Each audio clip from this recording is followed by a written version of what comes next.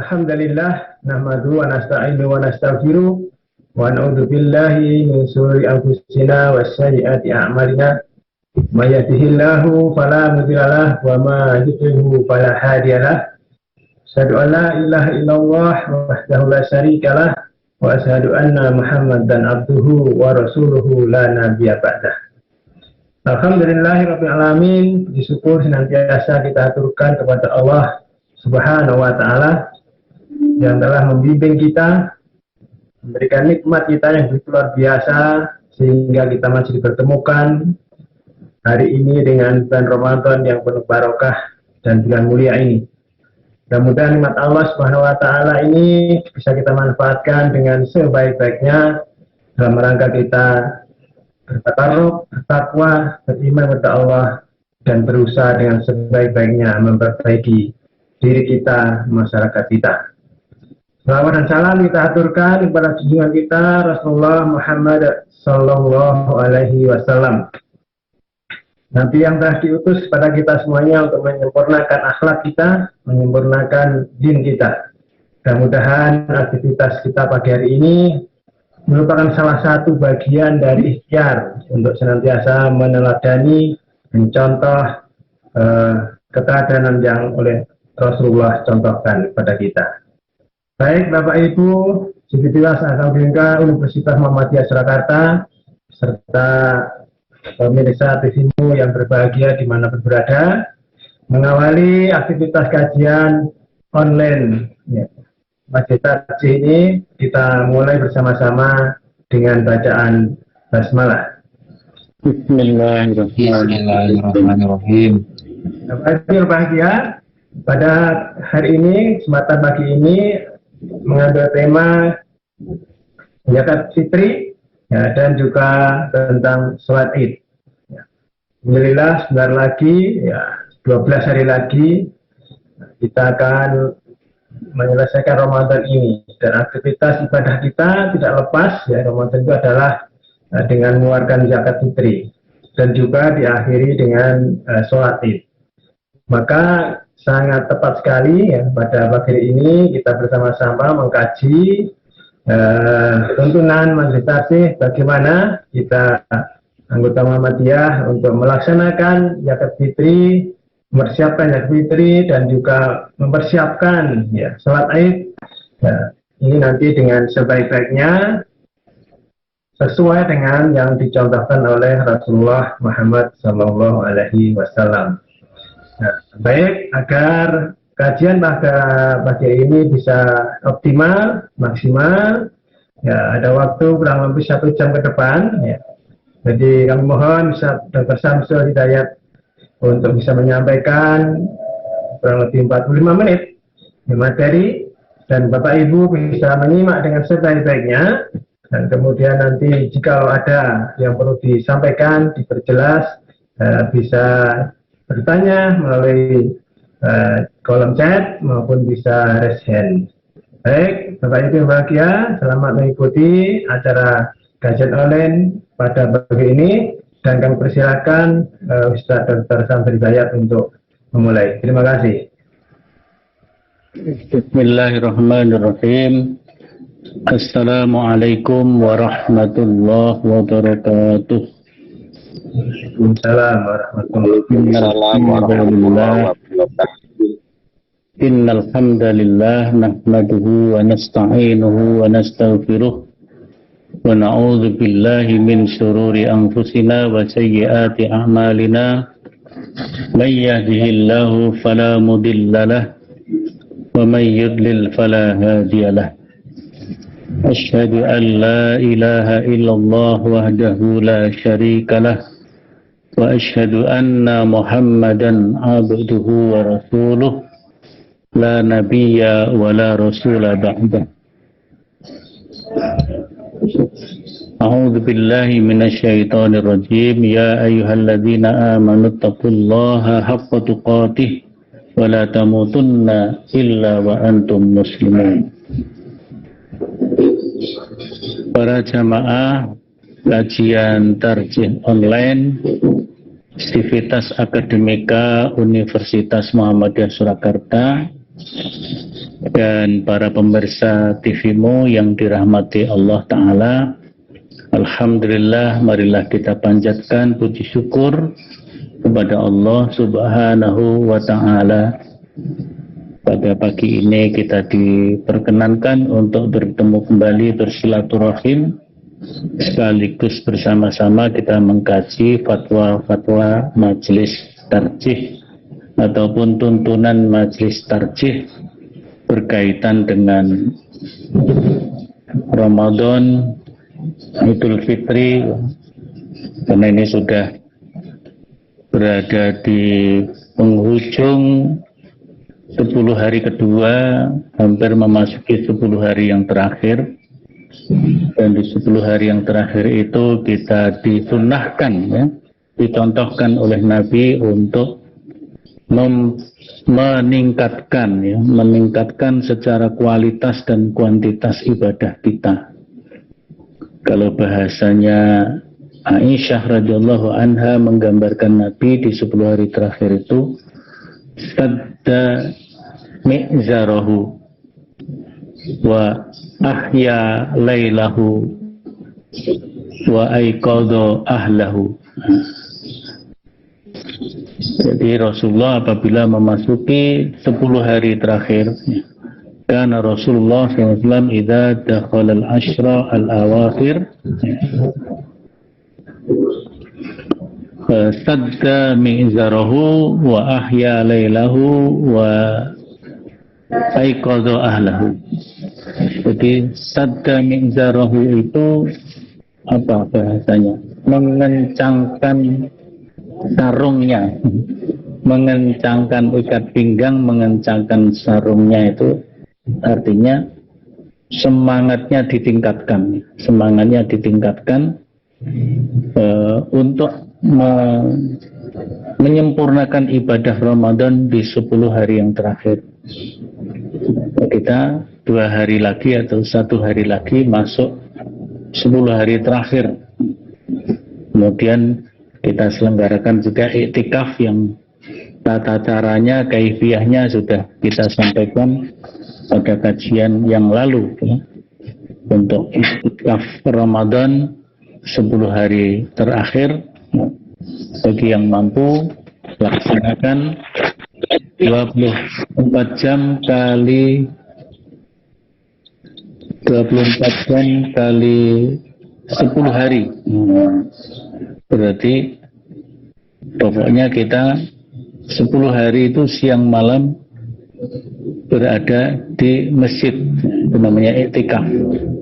Tentu bagi yang mampu melakukan itu, ya, atau memang sudah dipersiapkan, ya. Jadi perlu dipersiapkan untuk melaksanakan iktikaf ini, karena kita punya tugas-tugas keseharian dalam tugas kelembagaan kita, tugas profesi kita, yaitu disiapkan.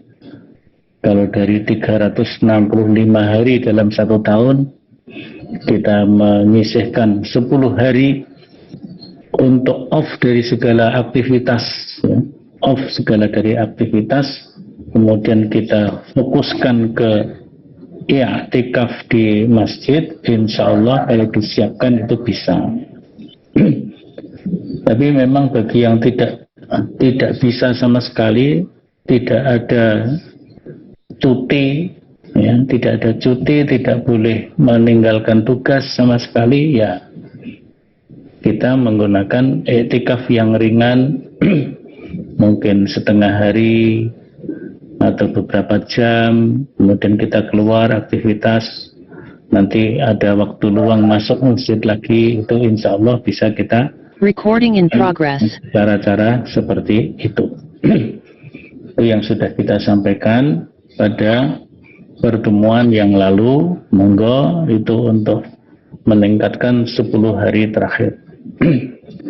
Nah, selanjutnya setelah itu kita akan memasuki Idul Fitri, sebagaimana Allah nyatakan di dalam surat Al-Baqarah ayat 185 di bagian akhir itu, walitukmilul iddata walitukabbirullaha ala ma hadakum wa la'allakum tashkurun. Walitukmilul iddah, dan hendaklah kalian sempurnakan hitungan bilangan puasa Ramadanmu 1 bulan. Kita tahun ini puasanya 30 hari. Memang ada yang 29 hari seperti yang ditetapkan oleh pemerintah. Kita kemarin puasanya yang ditetapkan oleh pemerintah itu lebih lebih belakang ya. Kita sudah mulai sehari sebelumnya, pemerintah baru mulai hari kita yang kedua, mereka pertama, sehingga puasanya mereka 29 hari, kita 30 hari. Nah, ketika walitukmilul iddah, kita disuruh untuk menyempurnakan bilangan, maka kita diperintahkan bertakbir, walitukabbirullaha ala ma hadakum la'allakum tashkurun. Nah, salah satu dalam bertakbir itu kita melaksanakan Idul Fitri, dan salah satunya adalah kita menunaikan kewajiban zakat fitri, ya. Zakatul fitri. Jadi kalau yang disebut oleh Rasulullah SAW itu istilahnya zakatul fitri, bukan zakat fitrah, ya.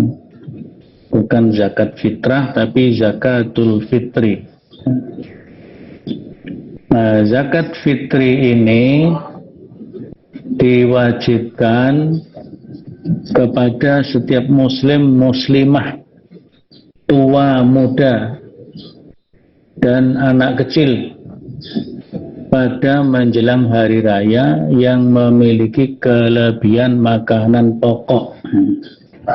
Jadi siapa saja yang pada menjelang hari raya memiliki kelebihan makanan pokok, maka dia wajib, ya, diwajibkan untuk membayar zakat fitri berupa makanan pokok, sebanyak 1 sok. Sebanyak 1 sok itu, 1 sok kalau menggunakan ukuran liter itu 3 liter. 3 liter. Kalau dikonversi ke dalam berat kilogram, para ulama di Indonesia itu menyetarakan minimal 2,5 kilogram sampai 3 kilogram. Ada yang menghitung 2,5, ada yang menghitung 2,6, ada yang menghitung 2,8, ya. Bahkan ada yang sampai 3 kilogram. Jadi 3 liter sama dengan 3 kilogram. Nah, itu tergantung bahan pokok yang akan kita keluarkan zakatnya. Nah, kalau kita bahan pokok kita atau makanan pokok kita adalah nasi atau beras, dan beras yang kita keluarkan zakatnya adalah beras yang setiap hari kita masak untuk makan kita sehari-hari. Jadi kalau kita makannya pakai beras mentik, ya kita keluarkan zakatnya dengan beras mentik.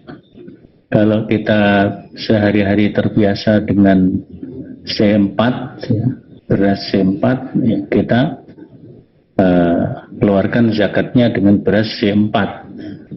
Kalau kita biasa menggunakan beras rojo lele, ya kita keluarkan beras rojo lele, dan seterusnya, kira-kira begitu. Mungkin jenis beras yang satu dengan beras yang lain memiliki volume atau berat yang berbeda, ya. Sehingga ukurannya tidak mesti sama 2,5 kilogram. Tapi kalau volumenya sama 3 liter, maka mungkin kita ukur dengan 3 liter, setelah itu kita timbang. 3 liter itu ternyata setara dengan berapa kilogram, ya, maka 2,5 kilogram itu adalah minimal, ya, minimal 2,5 kilogram. Nah, zakat fitri ditunaikan pada akhir Ramadan. Kita membayar zakat fitri itu pada akhir puasa Ramadan. Jadi hari ke-30 atau hari ke-29. Meskipun demikian, di antara ulama itu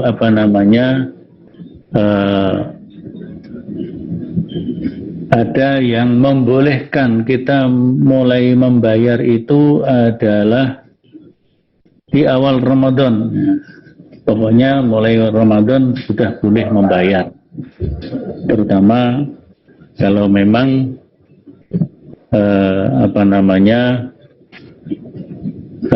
mungkin kita kalau menunda sampai akhir Ramadan agak kesulitan, ya kita nggak apa-apa bayar lebih awal, apalagi kalau pembayaran itu ditampung oleh sebuah kepanitiaan, ya. Sebuah kepanitiaan. Nah itu maka boleh kita membayar hari keberapa Ramadan, tidak apa-apa. Jadi seperti sekarang ini teman-teman dari Lazismo itu sudah mulai menerima, ya, mulai menampung penerimaan zakatul fitri dari warga Muhammadiyah khususnya dan umat Islam pada umumnya yang mempercayakan penyerahan zakatnya, pembayaran zakatnya kepada Lazismo. Maka Lazismo nanti akan menyalurkan zakat fitri yang sudah dibayarkan oleh umat Islam untuk disalurkan, dan tentu sedapat mungkin penyalurannya, pembagiannya adalah sedapat mungkin, ya, sebelum sholat Id. Namun seandainya pembagian yang dilakukan oleh panitia karena situasi tertentu, ya, misalnya kayak Lazismo ini kan cakupannya nasional, kemudian yang dituju daerah-daerah yang tidak semuanya mudah untuk dijangkau dengan transportasi yang mudah, sehingga kadang-kadang sampainya ke lokasi tempat pembagian itu mungkin sesudah selesai sholat Id.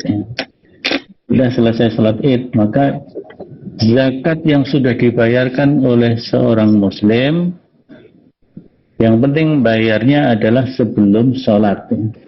Maka penyampaiannya, pembagiannya, panitia berusaha sedapat mungkin sudah bisa terbagi sebelum sholat Id.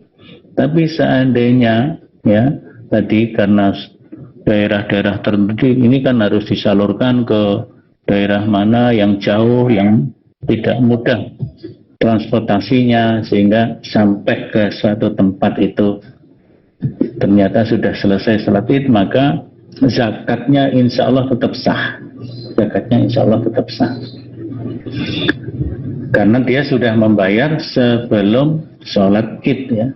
Sebagaimana hadis Nabi Sallallahu Alaihi Wasallam, yang pertama hadis dari Ibnu Abbas, riwayat Abu Dawud dan Ibnu Majah. Ani Ibnu Abbas radhiyallahu an qol farada Rasulullah sallallahu alaihi wasallam zakatal fitri. Nah ini, ya.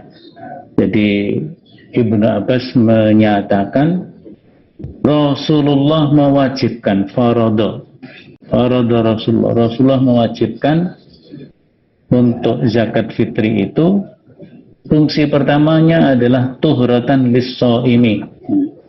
Jadi zakat fitri itu difungsikan yang pertama adalah untuk mensucikan orang-orang yang berpuasa. Tuhratan lis-shaimi, ada yang minal lagwi, ada yang anil lagwi. Kalau yang Abu Dawud itu anil lagwi, kalau Ibnu Majah minal lagwi. Hampir sama saja itu maknanya. Jadi Rasulullah mewajibkan untuk pembayaran zakat fitri kepada seluruh umat Islam yang memiliki kelebihan bahan pokok, makanan pokok menjelang Idul Fitri. Yang pertama fungsinya adalah tuhratan lis-shaimi anil lagwi war rafasi. Jadi untuk mensucikan orang yang berpuasa, puasa Ramadan, dari lagwi, dari perbuatan-perbuatan yang sia-sia. Jadi mungkin kita orang yang berpuasa ini, selama ini kita sudah berusaha, puasa kita adalah puasa yang benar, yang baik, imanan wahtisaban. Tapi namanya manusia, ada godaan, ada gangguan, sesama manusia juga, gangguan yang lain. Kemudian kita melakukan perbuatan yang namanya lagwi. Lagwi itu perbuatan sia-sia, perbuatan yang ya kurang bermanfaat lah kira-kira ya. Nah, berpuasa Ramadan kok diisi dengan kegiatan yang kurang bermanfaat. Nah, ini mengotori ya, istilahnya mengotori puasa kita. Warrafas, dan juga perbuatan yang kotor ya, yang pornografi, mungkin ada ucapan-ucapan kita mengarah ke sana, atau mungkin bahkan tindakan bisa porno aksi ya. Rafas ini ya, itu mengotori puasa kita. Maka dengan zakatul fitri ini insya Allah itu dibersihkan. Ini kata Rasulullah SAW seperti itu. Jadi tuhratan lis-shaimi anil lagwi war rafasi. Ini barangkali yang kemudian orang menyebut zakat fitrah, karena dengan kita keluarkan zakat fitri itu kita menjadi suci. Puasa kita yang ada mungkin hal-hal yang mengotorinya, dan dengan bayar zakat fitri menjadi suci karena tuhratan lis-shaim tadi. Nah, maka kemudian ada yang menyebut zakat yang dikeluarkan namanya zakat fitrah, karena dengan zakat itu untuk mensucikan. Tapi kalau yang disebut oleh Nabi tidak pernah menyebut zakatul fitrah ya, adanya zakatul fitri, zakat dengan bahan makanan pokok, zakat makanan di hari raya fitri, di hari raya makan. Jadi Idul Fitri itu kan hari raya makan setelah puasa 30 hari, sehingga 1 Syawal itu dilarang kita berpuasa, haram berpuasa, karena itu hari makan ya. Ayyamul akli wasyurbi. Itu yang pertama, fungsi yang pertama. Fungsi yang kedua, wa tu'matan lil masakin, dan memberi makan kepada orang-orang miskin.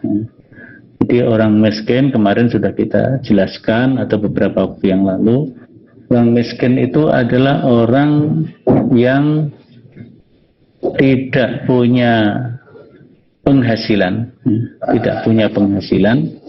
otomatis tidak bisa memenuhi kebutuhannya sehari-hari.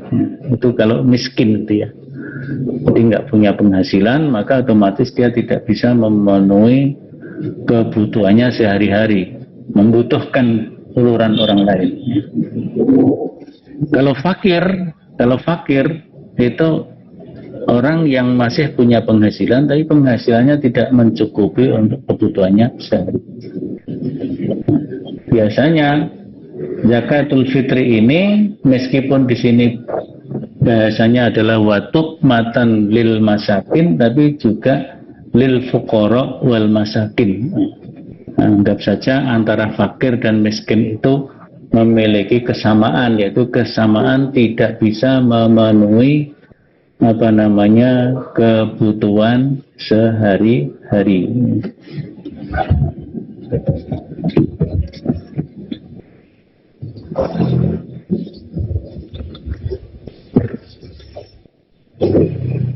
Nah, itu fungsi daripada zakatul fitri. Kemudian kaifiyahnya, waman addaha qabla shalah fahiya zakatun maqbulah. Jadi kalau kita membayar zakat, jadi kita membayar ini boleh langsung diberikan kepada si miskin, boleh melalui perantaraan panitia zakat atau amil zakat. Sebenarnya kalau zakat fitri ini memang tidak menggunakan amil pada zaman Rasulullah SAW, ini langsung. Tapi karena situasi sekarang sudah sedemikian rupa, maka menggunakan amil itu lebih bagus ya, supaya lebih merata. Kalau tanpa amil, muzaki zakat fitri langsung membagikan, mungkin ada seorang miskin yang menerima dari berbagai arah gitu, sehingga dia mengumpulkan penerimaan zakat menjadi banyak gitu ya. Seperti itu. Tapi kalau dengan amil, maka amil punya data. Saya kira lembaga zakat itu perlu punya data muzaki, dan juga punya data mustahikul zakah. Nah, jadi yang penting seorang muzaki itu ada qabla shalah, membayar sebelum sholat. Jadi bisa dimulai sekarang juga sudah boleh, karena panitia mungkin sudah menerima sampai nanti sebelum pelaksanaan sholat Id. Jadi 1 Syawal pagi-pagi membayar zakat masih boleh. Nah, wa man addaha qabla shalah fahiya zakatun maqbulah. Wa man addaha ba'daha atau ba'da shalat fahiya shadaqatun minas shadaqat. Jadi kalau kita membayarnya selesai sholat, maka itu menjadi sedekah seperti sedekah pada umumnya, jadi tidak menjadi zakat. Tapi kalau kita membayar sebelum sholat, maka dia menjadi zakatun maqbulah. Nah, ini menurut hadis riwayat Abu Dawud dan Ibnu Majah. Nah, dalam hadis yang lain ini tentang bahwa zakat fitri itu diwajibkan kepada seluruh umat Islam tanpa terkecuali. Di sini disebutkan ya, an Abdullah, ini dari Abdullah bin Umar, hadis riwayat Muslim, anna Rasulullah sallallahu alaihi wasallam farada zakatal fitri min Ramadan ala kulli nafsin minal muslimin. Jadi Rasulullah mewajibkan pembayaran zakat fitri kepada setiap jiwa dari kaum muslimin. Ya. Jadi dan membayar zakat fitri itu min Ramadan.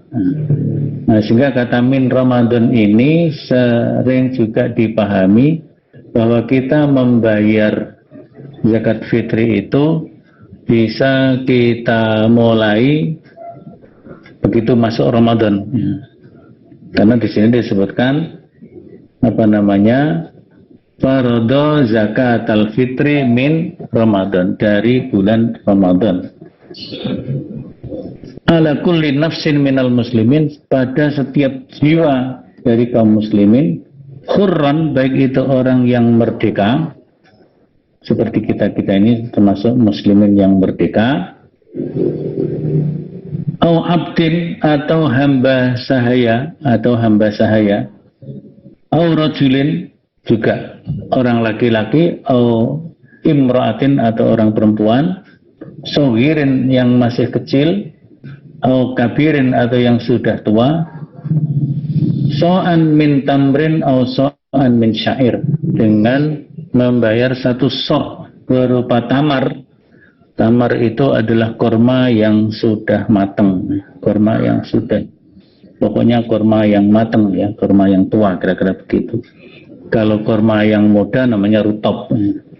Au so'an min syair, atau 1 sok berupa gandum. Nah, jadi karena makanan pokoknya, kutil balatnya adalah kurma atau gandum, maka ya yang dibayarkan kurma atau gandum. Kalau kita beras, yang kita bayarkan beras.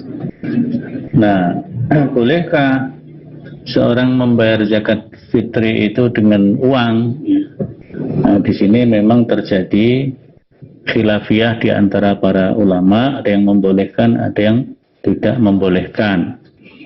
Majelis tarjih pada dasarnya membolehkan, ya, membolehkan pembayaran dengan berupa uang seharga dengan ukuran maksimal daripada bahan makanan pokok tadi, ya. Jadi kalau beras ya ukuran maksimalnya ya 3 kilo beras, 3 kilo beras. Berarti 3 kilo beras dengan beras yang biasa kita makan.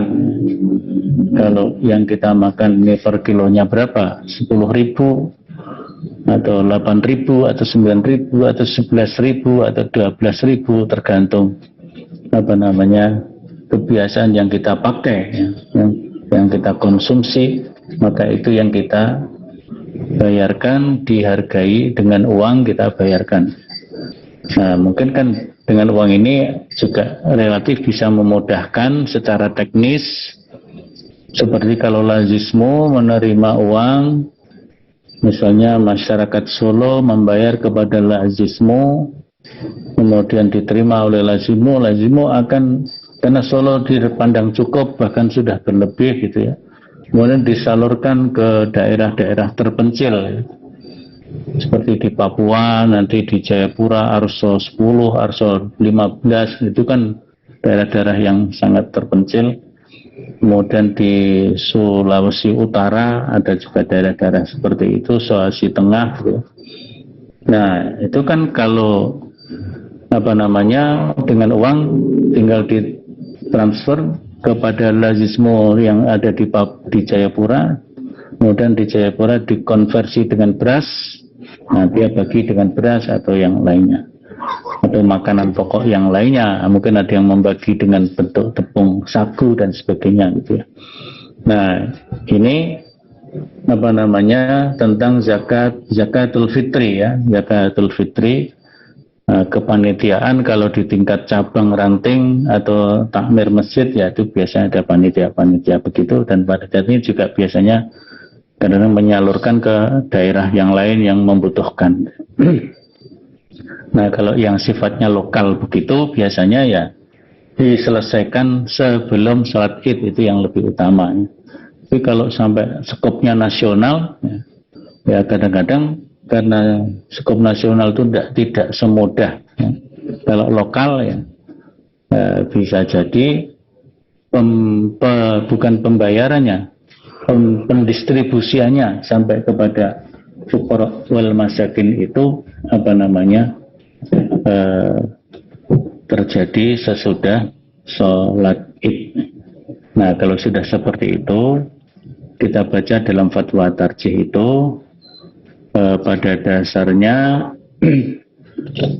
zakat yang sudah dibayarkan oleh kaum muslimin, karena dia bayarnya sudah dilakukan sebelum sholat, meskipun sampainya kepada fuqara wal masakin itu karena situasi lokasi transportasi yang sulit, dia menerima sesudah sholat, insya Allah zakatnya tetap sah sebagai zakatun makbulah, karena yang dihitung adalah man addaha, membayarnya, mendistribusiannya ya sedapat mungkin dipercepat, ya, di hari-hari raya itu, sehingga kaum fuqara wal masakin bisa ikut bergembira di hari raya tersebut. Ini saya kira tentang zakatul fitri, ya. Kemudian yang kedua, ini sebagian saja, kita lanjutkan yang akan datang juga berikutnya, yaitu sholat Id. Jadi setelah kita berpuasa,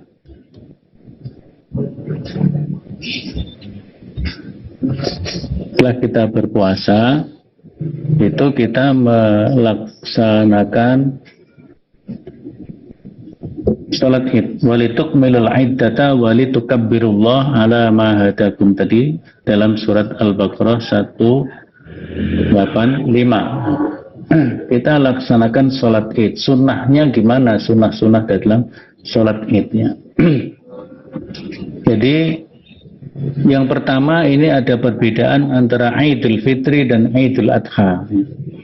Kalau Idul Fitri, kita disunahkan untuk sebelum sholat itu kita disunahkan makan terlebih dahulu, karena itu kan hari raya Fitri, hari raya makan.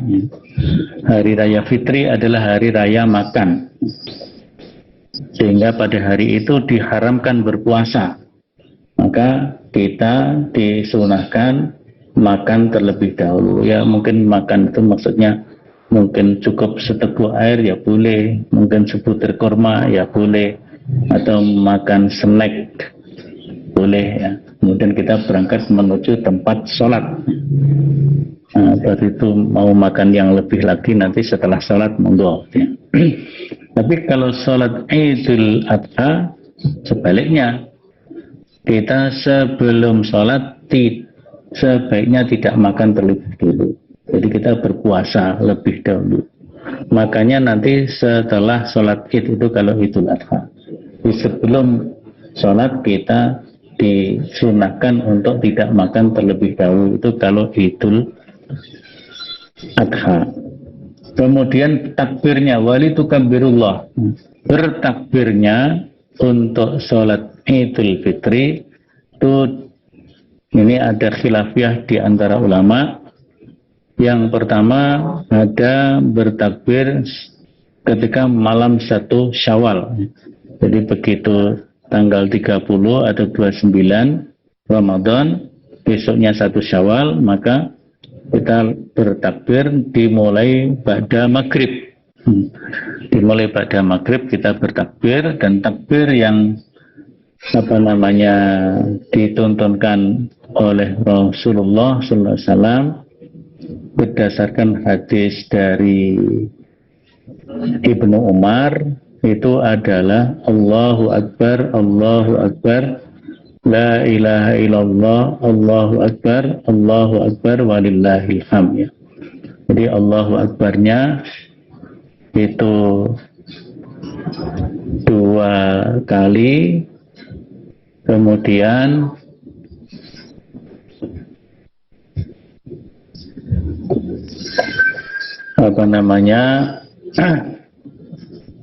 La ilaha illallah, wallahu akbar, Allahu akbar, walillahil hamd. Bagaimana dengan yang takbirnya 3 kali? Yang takbir 3 kali ya mereka punya dasar, asal punya dasar ya nggak apa-apa 3 kali.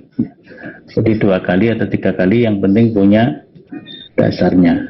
Jadi sholat Id itu kita laksanakan di tanggal 1 Syawal.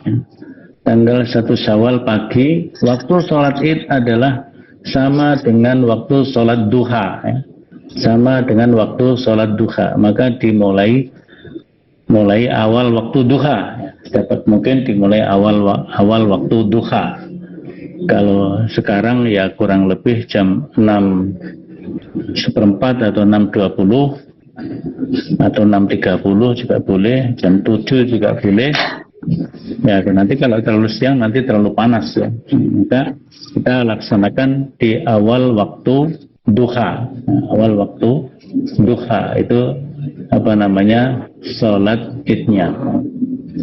Nah, dan sholat Id itu dilaksanakan dengan berjamaah di tempat yang terbuka. Jadi Rasulullah menyebut, kalau dalam hadis Nabi kan disebut musola. Musola yang dimaksud oleh Nabi adalah tempat sholat, tempat yang terbuka. Kalau kita kan musola itu sudah berupa gedung ya. Tapi musola dalam hadis Nabi itu bukan musola gedung, tapi musola lapangan, musola tanah lapang. Jadi kalau gedung itu ya namanya masjid. Jadi kalau sudah gedung namanya masjid. Benarnya begitu ya. Kalau tempat sholat itu bisa gedung, bisa enggak gedung. Kalau masjid ya, itu sudah berupa gedung. Maka musola, gedung musola itu sebenarnya masjid. Jadi masjid kecil, masjid yang tidak dipakai untuk sholat Jumat, hanya untuk 5 waktu. Nah itu masjid, meskipun kita menyebutnya musola, itu sebenarnya masjid. Tapi justru yang disebut musola dalam konteks hadis Nabi riwayat Bukhari tentang sholat id itu adalah tanah lapang atau tempat terbuka, seperti hadis dari Abu Sa'id Al-Khudri riwayat Bukhari, di mana Abu Sa'id Al-Khudri mengatakan, kana Rasulullah sallallahu alaihi wasallam yakhruju yaumal fitri wal adha ilal musalla fa awwalu syai'in yabda'u bihi as-shalah.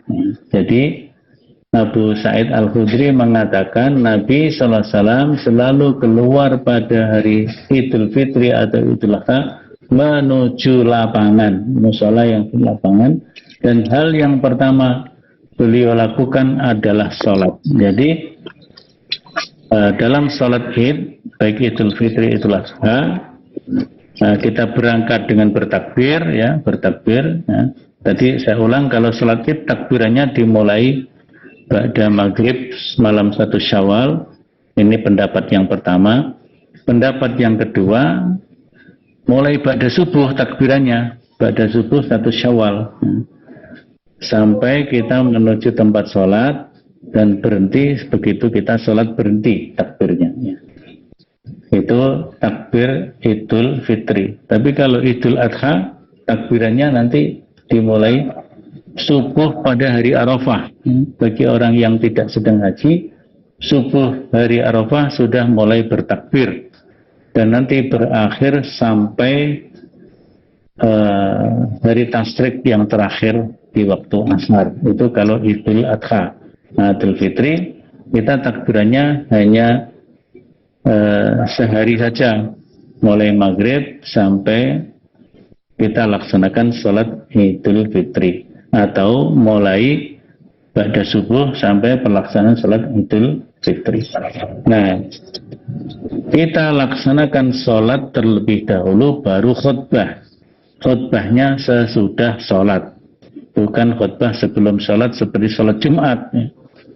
Karena dulu pada zaman Khalifan Malik bin Marwan, ya, Malik bin Marwan merubah, karena mungkin kalau khutbah dilaksanakan sudah sholat, banyak orang yang meninggalkan khutbah, jadi habis sholat langsung pulang begitu. Maka kemudian dia merubah khutbah terlebih dahulu baru sholat. Nah, kemudian diingatkan oleh seseorang, ya, diingatkan bahwa as-sholatu qabla khutbah inda Rasulullah SAW. Jadi sholat itu sebelum khutbah pada zaman Rasulullah SAW. Maka kemudian khalifah ini yang diingatkan oleh rakyat biasa, ya beliau tidak marah, ya diingatkan, ya sudah dikembalikan, sholat terlebih dahulu baru kemudian khutbah. Ya, perkara orang habis sholat pergi, ya itu urusannya masing-masing, tapi tetap diingatkan supaya para jamaah tetap duduk menunggu dan mendengarkan khutbah. Jadi, dan khutbah sholat id khutbahnya 1 kali, khutbahnya 1 kali. Tidak seperti sholat Jumat yang khutbahnya 2 kali, ada duduk di antara 2 khutbah. Kalau sholat id itu khutbahnya 1 kali. Nah, Rasulullah, yang dilakukan oleh Rasulullah memang seolah-olah seperti khutbah 2 kali, ya. Karena waktu itu belum ada pengeras suara. Jadi Rasulullah setelah sholat kemudian khutbah, selesai khutbah beliau mendatangi jamaah perempuan. Di hadapan jamaah perempuan beliau memberikan tausiah kepada jamaah perempuan, seolah-olah beliau khutbah 2 kali. Jadi itu Ini masih bagian awal dari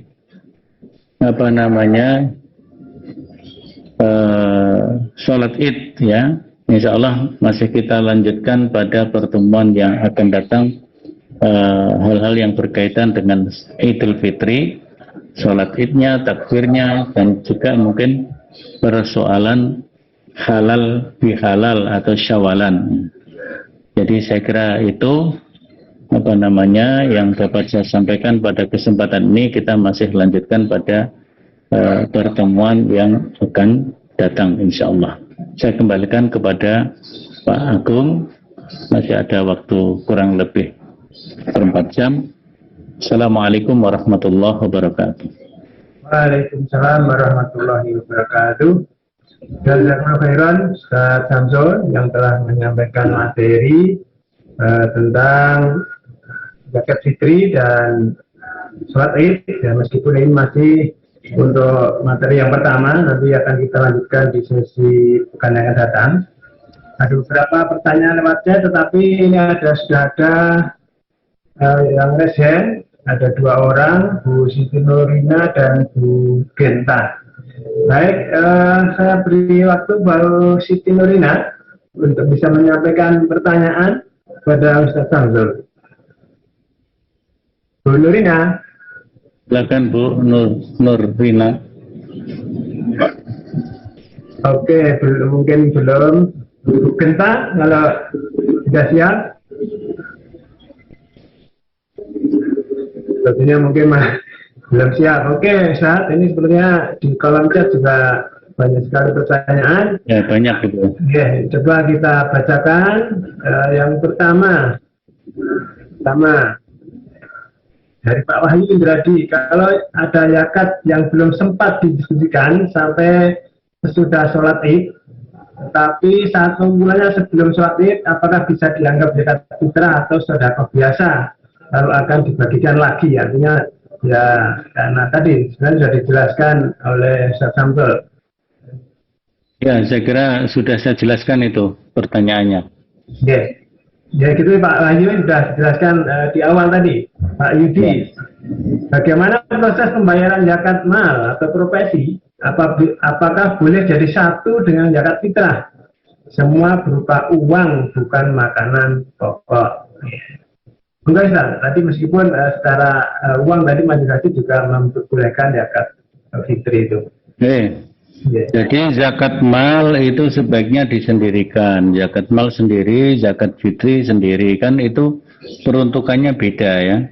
Kalau zakatul mal itu kepada 8 golongan, 8 asnaf. Sedangkan kalau zakat fitri itu lil masakin, hanya untuk orang-orang miskin saja. Terkecuali kalau misalnya orang-orang miskin sudah tercukupi semuanya, ya, masih ada sisa, maka sisanya itu boleh disalurkan kepada asnaf yang lainnya, ya. Bisa kepada sabilillah, kepada yatim dan seterusnya dan seterusnya. Itu untuk Pak Yudi. Jadi antara zakat mal dan zakat fitri, ya sebaiknya kalau itu panitia amil zakat atau lembaga amil zakat mesti harus dipisahkan, fungsinya beda. Saya kira gitu ya. Oke, baik Ustaz. Ini Prof. Harsono menanyakan, jika kita dalam perjalanan Jakarta Solo, dari Jakarta kita berniat akan bayar zakatnya di Solo, sementara karena kemacetan sehingga sampai di Solo ternyata sudah sholat id. Selesai sholat barulah membayar kepada panitia. Yang demikian itu bagaimana Ustaz?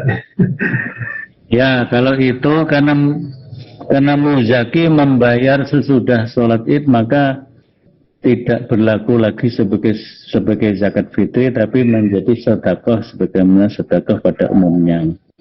Sebenarnya kan bisa kalau sekarang ya. Jadi sedang dalam perjalanan, ya tinggal ngontak keluarganya untuk supaya dibayarkan nanti baru yang pinjaman tadi dikembalikan.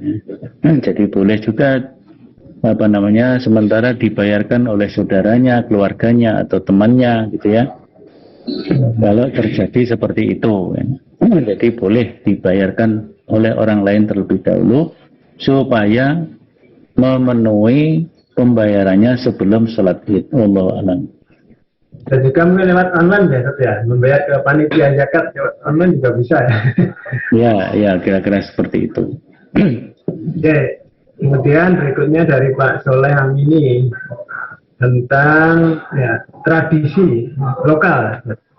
Perayaan Idul Fitri ya, ini ada ziarah kubur, halal bihalal, bagi-bagi amplop dan isinya kepada saudara, terah atau pertemuan keluarga reuni.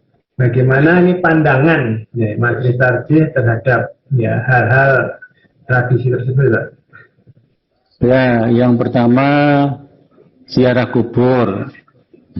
Kalau ziarah kubur dilakukan untuk mendoakan penghuni kubur, makbaroh atau keluarga yang dimakam di situ, kita datang untuk mendoakan, dan itu tidak dikhususkan di hari raya, kapan saja, karena sempatnya hari raya, bisa kumpul-kumpul bersama keluarga di hari raya, kemudian ziarah bareng itu tidak masalah. Yang penting ziarahnya harus benar, yaitu untuk mendoakan, ya, untuk mendoakan kepada keluarga kita atau saudara kita, teman kita, sesama kaum muslimin di makam, di kuburan tersebut. Halal bihalal juga demikian, itu bersilaturahim, itu suatu budaya yang baik, selama isinya adalah amalan-amalan kebaikan, ya. Jadi jangan dicampur antara yang halal dan yang haram, ya. Jadi halal bihalal, saling bermaafan, bersilaturahim, berjabat tangan, tentu berjabat tangan kepada orang-orang yang berhak dijabat tangani. Kalau laki dengan perempuan yang bukan mahram, itu kan tidak berhak untuk dijabat tangani. Nah, yang kepada mahram, kepada keluarga dekat, kerabat, ya, pada ya yang boleh dijabat tangani ya enggak apa-apa itu ya. Bagi-bagi amplop ya monggo saja, ya.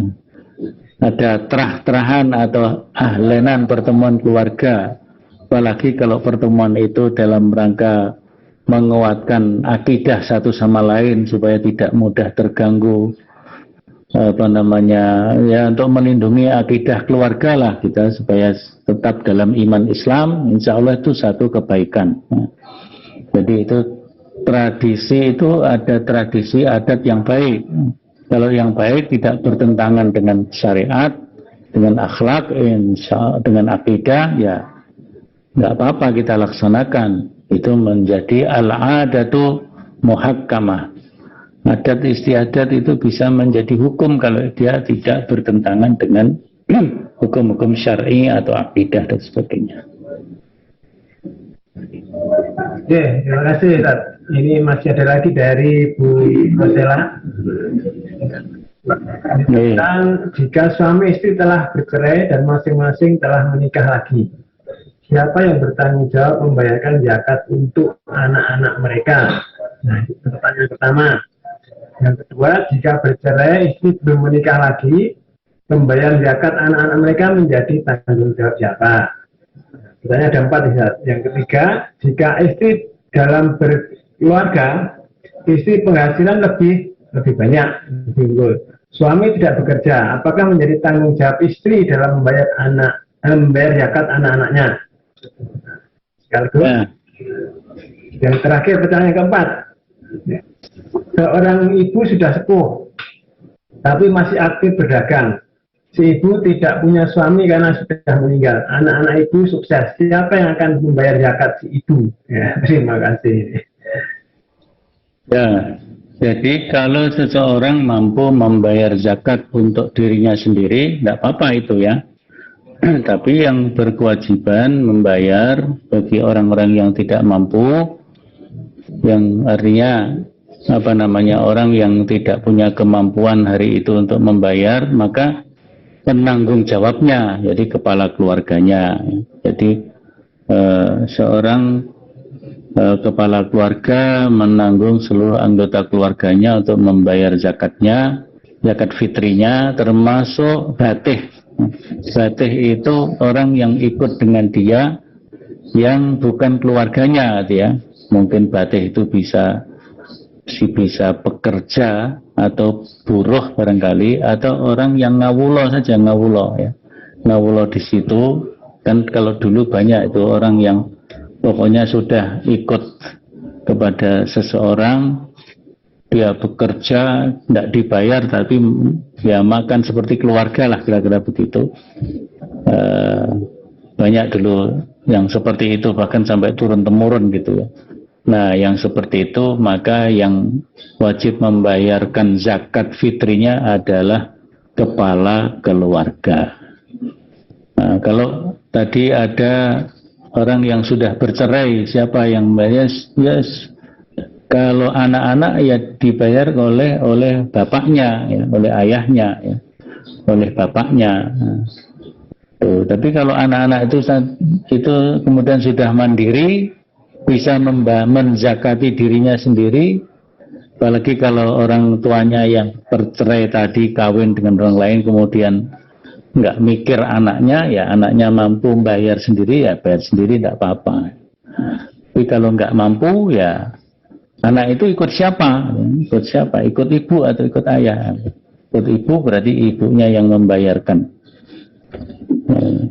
Ibunya tadi sudah punya suami baru, suami yang lain, ya dia bisa minta bantuan kepada suami yang baru tadi untuk membayarkan zakat anak-anaknya, gitu ya. Jadi artinya tanggung jawab itu memang tanggung jawab kepada walinya, kepada orang tuanya, gitu ya, kepada suaminya dan sebagainya dan sebagainya. Nah, tadi ibu yang sepuh, ya, ibu yang sepuh punya usaha, punya penghasilan, ya, katanya kan gitu kan, punya penghasilan, masih aktif berdagang, ya. Kalau anaknya udah sukses, siapa yang bayar zakatnya? Kalau ibu tadi itu mampu membayar zakat untuk dirinya sendiri, ya bayar, ya. Tapi anak-anaknya sukses semua, anaknya membayar zakat untuk ibunya, itu tentu sangat baik sekali. Saya kira begitu. Oke. Terima kasih, Tat. Ini ada beberapa pertanyaan, mungkin saya akan lewati ya, ini yang agak berbeda mungkin. Meninggalkan khutbah sholat Idul Fitri, hukumnya apa, Tat? Dan jika imam sholat lupa jumlah takbir atau tidak menggunakan takbir 7 atau 5 kali tersebut, mengingatkannya bagaimana? Ya, jadi kalau orang jamaah sholat id kemudian meninggalkan khutbah, ya, hukumnya bagaimana? Ya?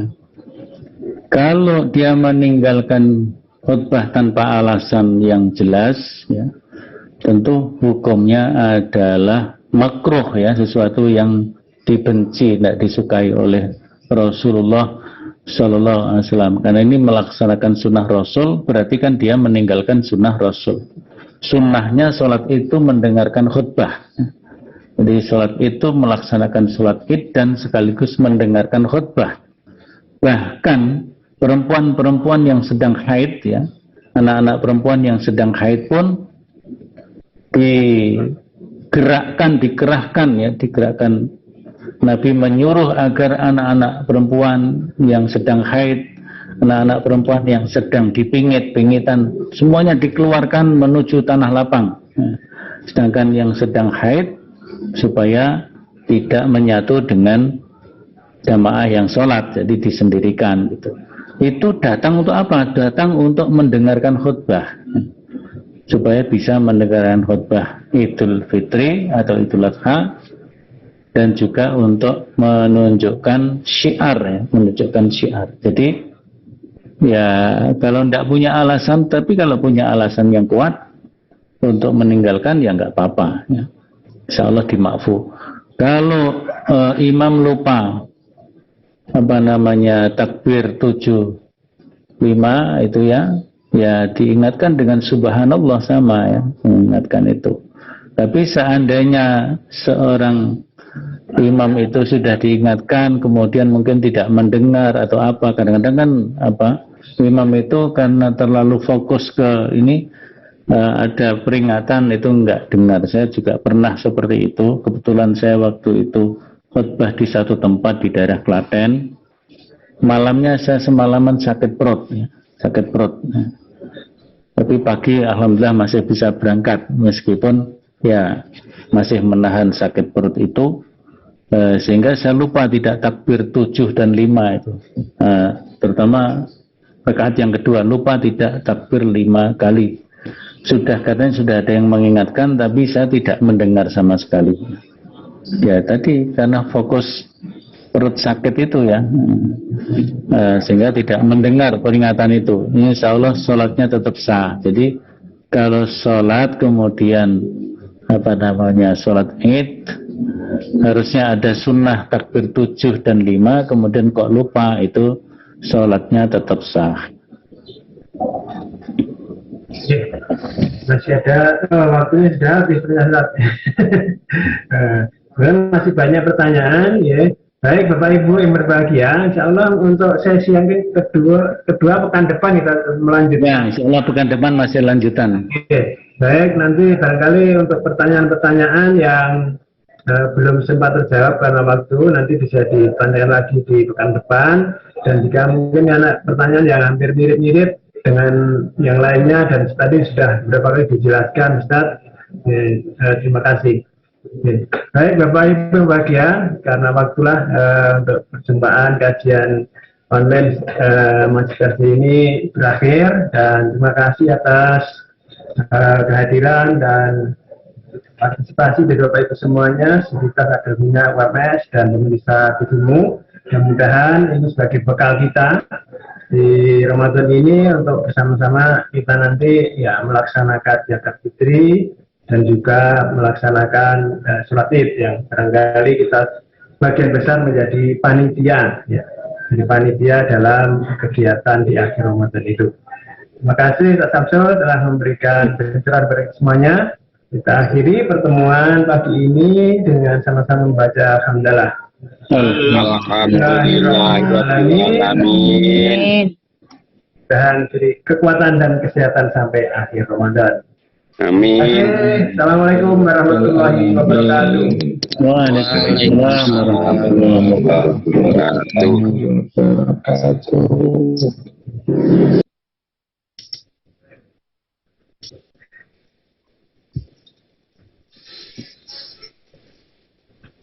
Sudah nuwun, Pak. Oke, sama-sama. Asih, Ustaz Samsul. Assalamualaikum.